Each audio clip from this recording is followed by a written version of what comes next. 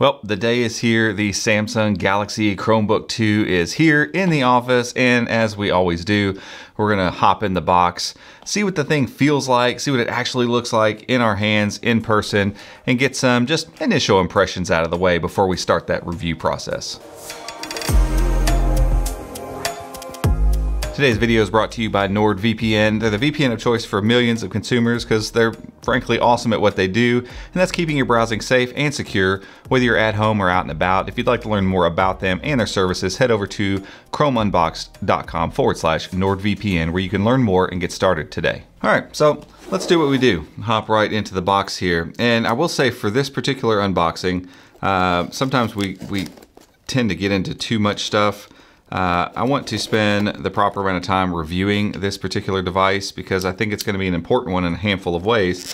But there are a few things about the Samsung Galaxy Chromebook that we honestly need to see, like right now. We need to see what's going on with it because we've talked about this thing quite a bit. And this device is, in a lot of ways, a sidestep from the original Galaxy Chromebook. And so, because it has 2 at the end, most people think that this is going to be like the next iteration. But really, it's more of a different iteration. It's a different take on the Galaxy Chromebook. So we've got the awesome red color going on. We've still got a great looking screen. We've got a powerful processor inside. But a lot of those specs actually take a step back from what the original did. And so really, when it comes down to it, we need to see, what's this thing feel like? Does it feel quality? What do these speakers sound like? Is the keyboard nice still? Does the screen look really good? Because if those things are a yes, then the price points at $549 and $699 for this one, the i3 with 8 gigs of RAM, start to make a little bit more sense if the build quality's there and some of the nicer parts are along for the ride. But if they're not, then we start to run into some trouble, and it's going to be really interesting trying to review this device. So that's really what we're going to tackle here as we jump into the box. Okay, so let's just hop in the box and get started here. One thing you will note is, if you remember the unboxing of the original Galaxy Chromebook, it was this nice white box, this kind of unique looking thing, and people poke fun at me for getting excited about a box, but I mean, this is what we generally see with Chromebook boxes. So we're kind of back to that standard, brown box, and that's fine. Honestly, if it recycles and it helps the environment a little bit, I'm all for that. Rather than having a box that looks nice and can't be recycled.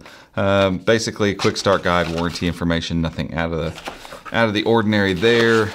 Some really basic styrofoam going on around this thing. We'll get that out in just a second. And then over here, we've got USB Type-C charging cable, and then a power brick. So again, nothing that wasn't expected here with this particular Chromebook, and just about every other Chromebook as well. So here we go. Yeah, there's that fiery red color. And just like the predecessor, it's got a propensity to pick up fingerprints, just like most Chromebooks that come with a cool color and a cool kind of soft touch aluminum feel. But yeah, it's cool to the touch on the outside, so we're talking aluminum. And right off the bat, I can tell you, very firm and substantial. And so for me, in my head, I'm comparing this thing to the Pixelbook Go. So the Pixelbook Go is kind of thin. It kind of does a lot of the same stuff. It cut back in a lot of ways from the original Pixelbook, but tried to maintain some nicer build quality parts. And so I feel like that's what Samsung's going for here.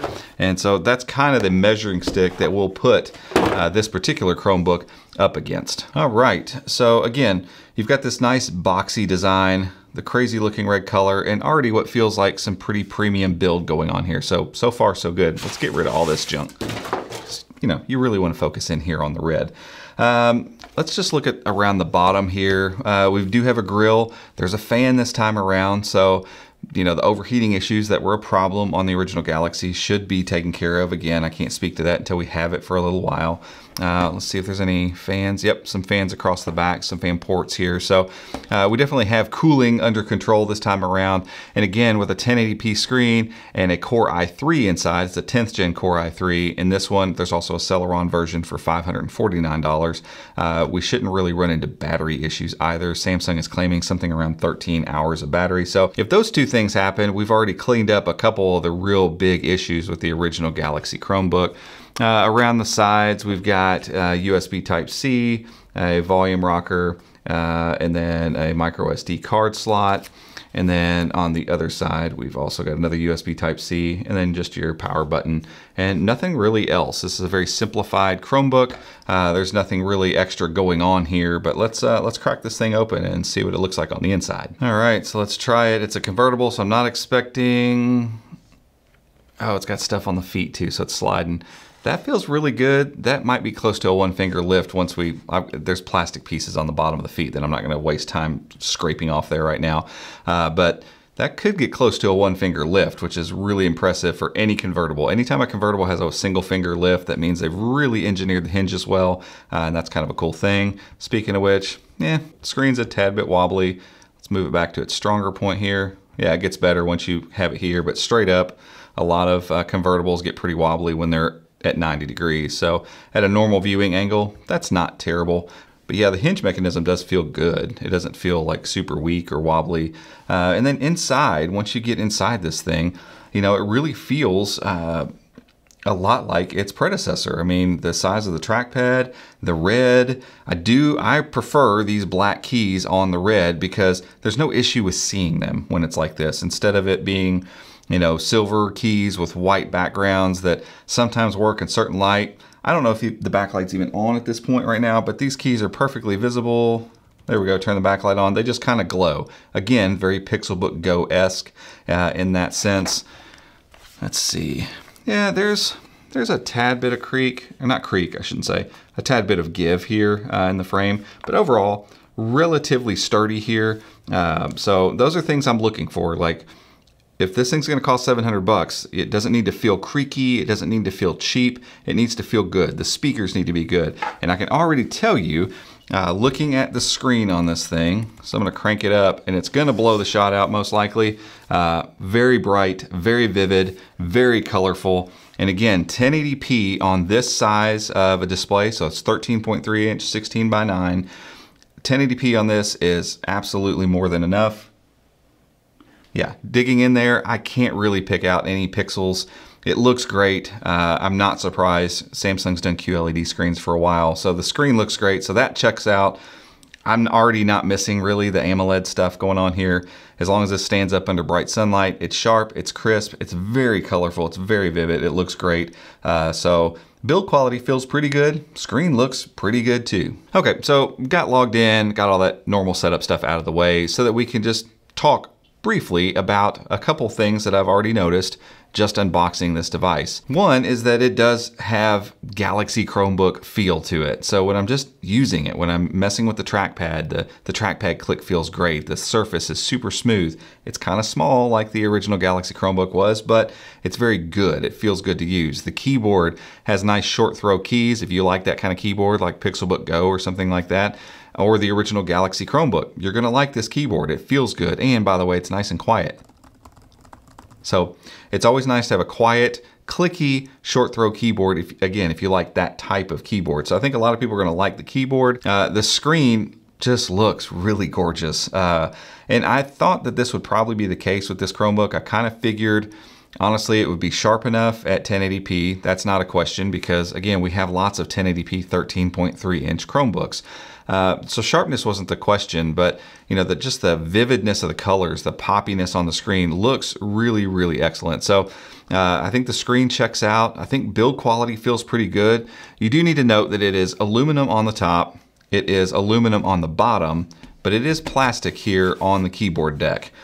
But what Samsung feels like they've done here, other than the fact that I can feel the lid is cool and the keyboard deck is not, they feel very similar to the Touch, like as far as the texture of them, and the color is matched up almost perfectly. So unless you really know that that's the case, you kind of miss the fact that this isn't aluminum on the inside. I wish it was. At $699, I kind of feel like they should have went with all aluminum here, but they didn't. So it's going to be little trade-offs like this with this particular device because ultimately Samsung wanted to bring the price back and make a more affordable Galaxy Chromebook.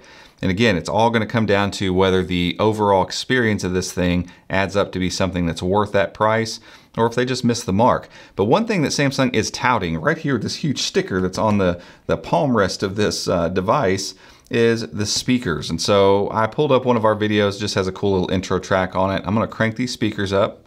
I'll start it at middle. Let's just see what they sound like because they're touting them quite a bit.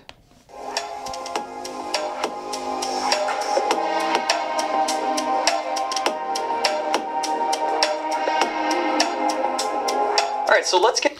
So yeah, pretty good. You can pick up quite a few of the bass tones in there, lots of mids, crispy highs, good stereo kind of separation going on. They are downward firing, so they're coming from the bottom of the device, but ultimately they sound really good. I don't have the Pixelbook Go here to compare. We'll obviously do that probably for the review. My guess is, just like every other speaker I ever listen to, the Pixelbook Go is probably going to beat it. But in the end, they do sound, I can already tell you, a lot better than most other Chromebooks. So you start kind of seeing this whole thing come together here. We've got a really good display, good keyboard, trackpad, good speakers. The Core i3 in here is going to be fine. It's going to get along just fine. As long as the battery holds up and the overall performance feels good, I think the Core i3, this one has 8 gigs of RAM and 128 gigs of storage. I think this thing's going to be a really good performer, and ultimately, again, it depends on what you care about with price and Chromebooks. If what's most important is just the experience and the feel and what it looks like on the desk and those types of things, this thing's going to deliver. I can already tell you that. But if it comes down to just raw horsepower, and if it comes down to just raw specs, and you want that 11th gen Intel processor or something like that, then, you know, I don't know. I don't know if this is going to be the right Chromebook for you. I do want to throw in too, USI compatibility is here. We haven't tested it just yet, but again, all of this stuff we'll cover in the main review. So if you aren't already subscribed, be sure and get subscribed so that you don't miss it when we do make that video, probably in the next few weeks, as I've spent kind of every day with this device. But guys, that's it for this one. If you like this video, head down there and hit that thumbs up button. And like I said, go down and hit the subscribe button too, and make sure to ring that notification icon next to it if you'd like to be alerted when we make the future videos just like this one. Until next time, we'll see you.